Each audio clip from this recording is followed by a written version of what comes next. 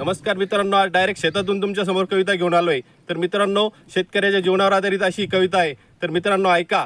तारेवरची कसरत रोज मी करत आहे, गळ्याला रोज माझ्या दोराचा फासा आहे।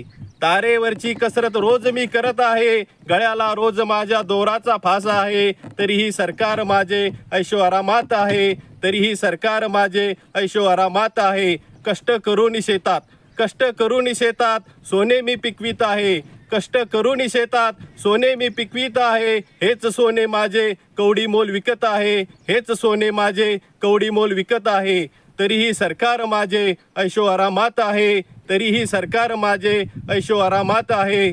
कर्जाचा भार माझ्या डोक्यावरती आहे, कर्जाचा भार माझ्या डोक्यावरती आहे। तुमच्या पापाचे फळ मी भोगत आहे, तुमच्या पापाचे फळ मी भोगत आहे। तरीही सरकार माझे ऐशो आरामात आहे, तरीही सरकार माझे ऐशो आरामात आहे। कष्टाची भाकरी माझी मीच खात आहे, भ्रष्टाचाराने माखलेले नेते तुमचे आहे। कष्टाची भाकरी माझी मीच खात आहे, भ्रष्टाचाराने माखलेले नेते तुमचे आहे। तरीही सरकार माझे ऐशो आरामात आहे, तरीही सरकार माझे ऐशो आरामात आहे।